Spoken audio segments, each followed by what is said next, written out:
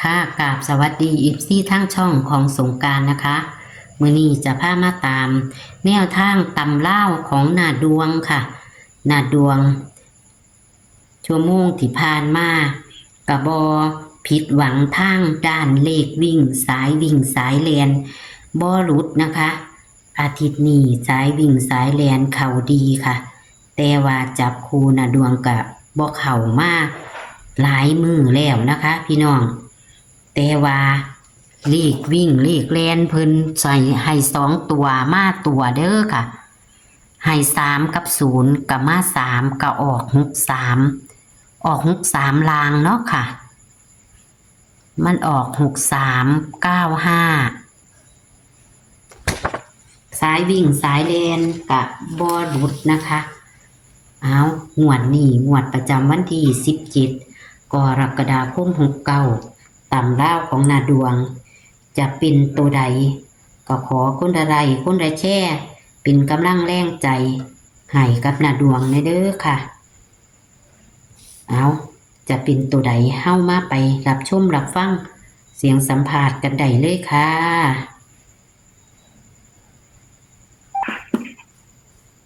สวัสดีจ้ะค่ะสวัสดีค่ะนอนไปเนาะรบกวน ผมว่า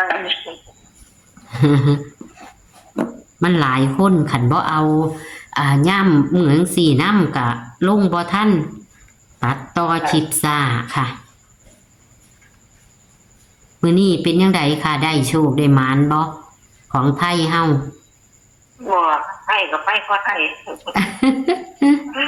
โอ้ใช่ไหมอืมซื้อบ่ถือคือกันล่ะค่ะ ไปเอาทหาร1 หา1 4กับพันบ่ไปกับพันบ่เอา ไปได้ความฝันเขาเจ้ามาเขาเจ้าฝันดีค่ะ1อิหยังล่ะ145 415เข้ากัน ไปตัดลิ้นทหาร115 4114บ่เอาแหมเจ้าว่าจังได๋ลอตเตอรี่หนึ่งหาอืมโอ้ยเนาะว่าซั่นดอกจักยามใดจังสิตำตึงซั่นดอกค่ะ เอาคือเก่าล่ะค่ะ เพราะว่าตัววิ่งเฮามันบ่พลาดเนาะเจ้าให้เด่น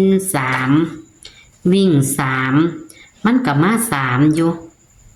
ค่ะ ตัวนิ่นมันเข่าอยู่เลขวิ่งน่ะสายวิ่งสายแลนเพิ่นให้เพิ่นเบิ่งให้เพิ่นแย่งเอาเน้นตัวใดก็ออกตัวนั้นอยู่แม่ตัววิ่งแม่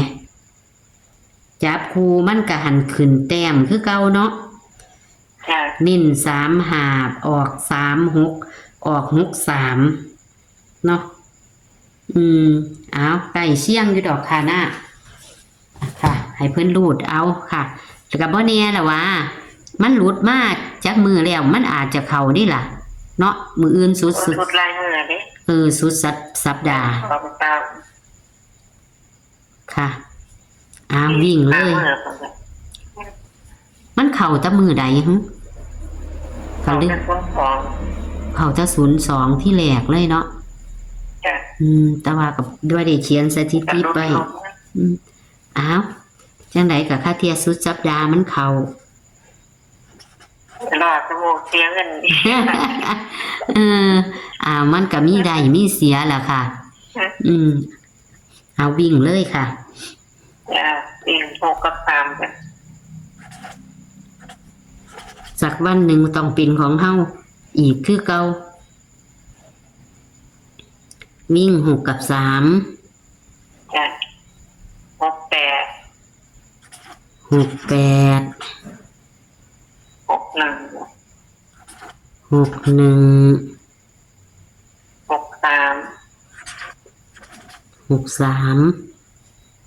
81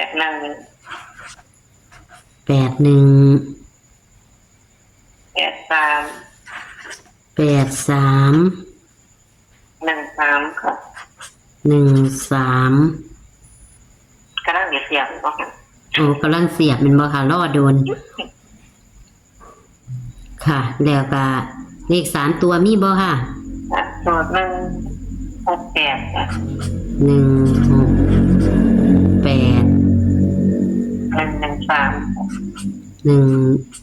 113 1113แม่นบ่คะ จ้ะ ค่ะ ว่านให้835นะอีกแต้มหนึง อืม ค่ะ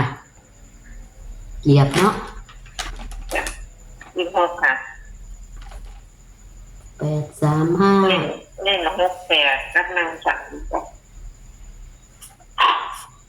68กับ13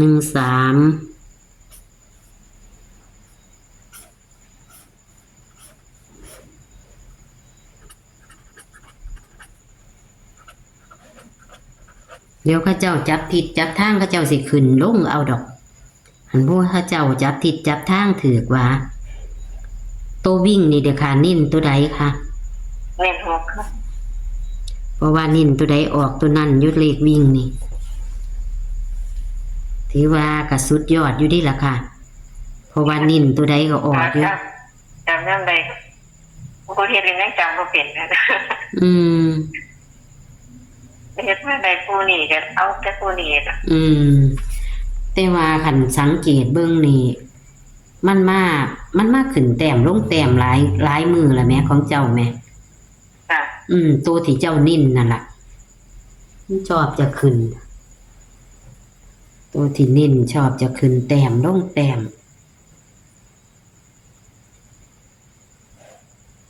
กับบ่แน่ดีค่ะเทียมันเข้าอีก จับคู่ก็เลยเพราะว่ามันบ่หลายหาง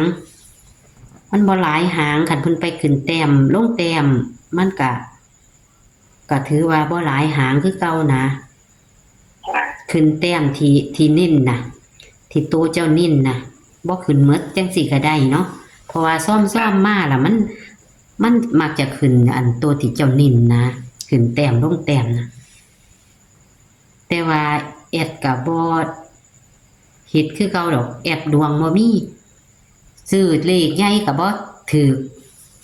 เลขอันนี้แม่แต่คิดก็บ่ถูกโอ้ยจักว่าดวงหยังว่าซั่นน่ะแต่ว่ามื้อนี้มี FC โทรมาอีก โทรมาถามว่าบ่เห็นคลิปเจ้าโดนแล้วพะนะโอ้ยข่อยก็งึดอยู่มันไปจังไดคือบ่เห็นแล้วคือบ่เห็นบ่ได้โทรมาเอาพุ่นแล้วโทรมาเอาก็บอกเขาเจ้าไปแต่ก็สิบ่ถูกดอกมื้อนี้ก็เด้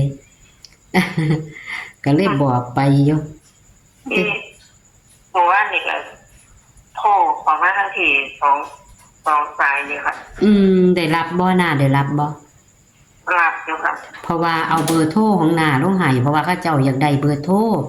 มื้อนี้ก็อยากได้ดิแต่ว่าบ่เห็นโทรมาอีก ว่า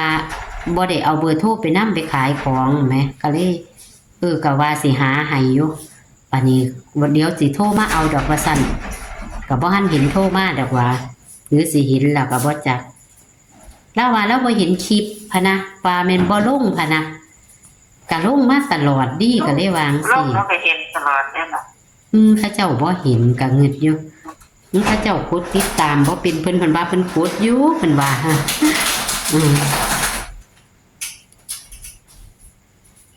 อ้าวก็จะขอบคุณหน้าเด้อค่ะ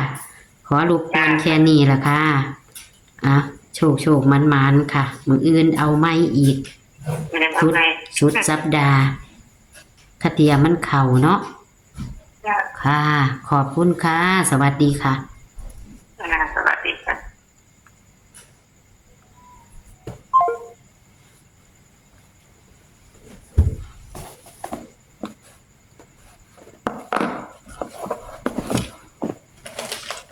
ตัววิ่ง ตัวเด่นของหน้าบ่ผิดหวังเด้อค่ะนิ่นตัวใดออกตัวนั้นตามที่เบิ่งมานะคะ ตัววิ่งของเพิ่นนิ่น3ที่ขีดไว้นะคือนิ่น3ค่ะพี่น้องก็เข้าที่63เนาะจับคู่หังบ่เข้าจับคู่ให้3หากก็ไปขึ้นแต้มเป็น6เอามื้อนี้17กรกฎาคม69ตำลาวคือมื้ออื่นนี้เฮาทายทำไว้แต่ย่ำคืนนะคะ พอเลขออกเฮาก็ทายทำเลย เพิ่นก็ให้วิ่ง6กับ3เพิ่นเน้น6เด้อค่ะพี่น้องเน้น6ให้จับคู่68 61 63 81 83 13จับคู่เลข3ตัว168 113ส่วนตัวนิ่นเพิ่นคือ68และ13เด้อค่ะนี่ค่ะแคปหน้าจอค่ะมื้ออื่นสุดสัปดาห์เนาะพี่น้องค่าเทียเข้ากะอย่าทิ่มอย่าปานะคะกะนี่ยังกะทักไปหาเพิ่นได้ค่ะเอาเบอร์โทรเพิ่นขึ้นให้นะคะเอากะอยากถามโดยตรงนะคะกะโทรไปถามเพิ่นได้ค่ะคลิปนี้ในมื้อนี้นะคะกะสิขอจบเพียงซ้ำนี้นะคะขอให้โชคให้หมานกับตำลาวของนาดวงวันที่17กรกฎาคม69ค่ะขอให้มีโชคมีชัยนะคะสวัสดีค่ะ